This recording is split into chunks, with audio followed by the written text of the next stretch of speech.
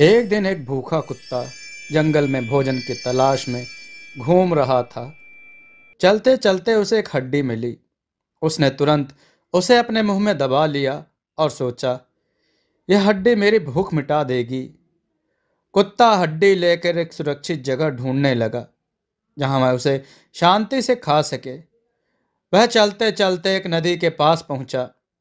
नदी के पानी में उसने अपनी परछाई देखी। परछाई को देखकर उसे लगा कि पानी में कोई और कुत्ता है जिसके पास भी एक हड्डी है। कुत्ते ने सोचा, अगर मैं इस कुत्ते की हड्डी ले लूं तो मेरे पास दो हड्डियां हो जाएंगी। इस लालच में उसने अपनी हड्डी को छोड़कर पानी में मुंह मारा। जैसे ही उसने ऐसा किया, उसकी हड्डी नदी में गिर गई और बह गई। अब कुत्ता परेशान हो गया। उसकी हड्डी भी चली गई और पानी में दूसरा कुत्ता भी कहीं नजर नहीं आया। वह दुखी होकर बैठ गया और सोचने लगा कि लालच के कारण उसने अपना ही नुकसान कर लिया। कुत्ता उदास होकर जंगल में घूम रहा था। तभी उसकी मुलाकात एक साधु से हुई। साधु ने कुत्ते को परेशान देखा और उससे पूछा, क्या बात है, तुम इतने उदास क्यों हो? कुत्ते ने साधु को अपनी पूरी कहानी सुनाई। साधु ने कहा, लालच हमेशा दुख का कारण बनता है। तुम्हें जो प्राप्त हुआ है उसमें संतोष करना चाहिए। जीवन में संतोष का महत्व समझो और दूसरों के साथ भी सद्भाव से रहो। साधु की बात सुनकर कुत्ता कुछ शांत हुआ। उसने वादा किया कि अब से वह लालच नहीं करेगा। कुछ समय बाद कुत्ता जंगल के राजा शेर के पास पहुंचा। उसने शेर को अपनी कहानी सुनाई और साधु की दी गई शिक्षा के बारे में बताया। शेर ने कहा, साधु ने तुम्हें सही शिक्षा दी है, लेकिन केवल संतोष ही पर्याप्त नहीं है। जीवन में न्याय, परिश्रम और दूसरों की भलाई के लिए भी काम करना चाहिए। शेर ने कुत्ते को जंगल के अन्य जानवरों के साथ मिलकर काम करने का आदेश दिया। उसने कहा, तुम्हें अपनी बुद्धि और मेहनत से अपने लिए भोजन कमाना चाहिए। दूसरों पर निर्भर रहने से जीवन में कठिनाइयां होती हैं। जंगल में देव ऋषि नारद का आगमन हुआ। वे शेर, कुत्ते और अन्य जानवरों से मिलने आए। नारद ने सबकी बातें सुनी और कहा, जीवन में संतोष, न्याय और परिश्रम के साथ साथ सेवा और परोपकार भी आवश्यक है। यदि हम दूसरों के लिए कुछ अच्छा करते हैं तो हमें आत्मिक शांति मिलती है। नारद जी ने कुत्ते से कहा, तुमने लालच से जो सीखा वह महत्वपूर्ण है, लेकिन अब तुम्हें यह समझना होगा कि अपने लाभ के साथ साथ दूसरों के लिए भी काम करना चाहिए। एक दिन पास के राज्य का राजा जंगल में शिकार करने आया। उसने शेर, कुत्ते और नारद जी को एक साथ देखा। राजा ने नारद जी से कहा, मुझे भी जीवन की सच्चाई समझाइए। मैं प्रजा का कल्याण करना चाहता हूँ। नारद जी ने राजा को शिक्षा दी।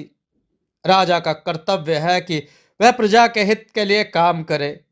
एक अच्छा शासक वही है जो न केवल अपने राज्य की भलाई करे, बल्कि सभी प्राणियों के प्रति दयालु और न्यायपूर्ण हो।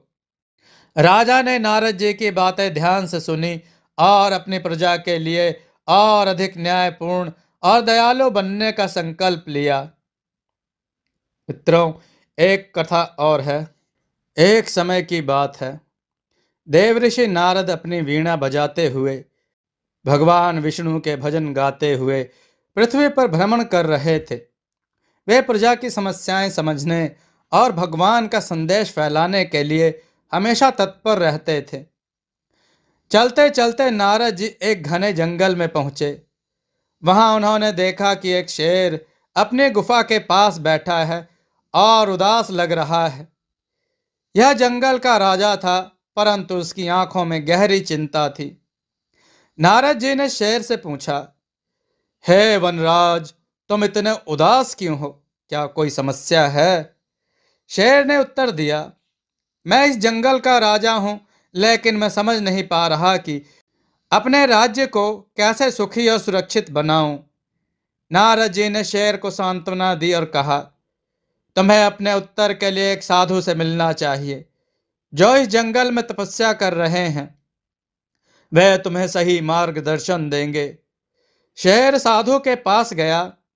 साधु ध्यान मग्न थे। कुछ समय बाद उन्होंने अपनी आंखें खोली और शेर से पूछा, वनराज, क्या बात है? शेर ने अपनी समस्या बताई।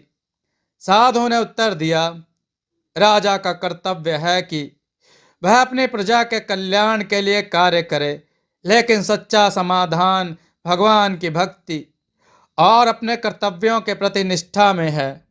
इस बीच नारद जी ने साधु और शेर की बातचीत सुनी। उन्होंने कहा, भगवान विष्णु से बड़ा मार्गदर्शक कोई नहीं है। मैं स्वयं उनसे मार्गदर्शन प्राप्त करने के लिए क्षीर सागर जाऊंगा। नारद जी भगवान विष्णु के पास पहुंचे और उन्होंने शेर और साधु की समस्या बताई।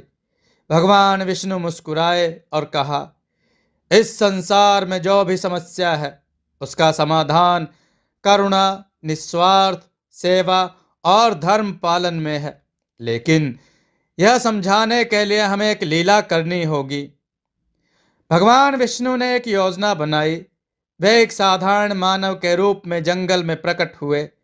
उन्होंने शेर से मिलकर कहा, हे वनराज, अगर तुम सच में अपनी प्रजा के लिए कुछ करना चाहते हो तो अपने अहंकार का त्याग करो।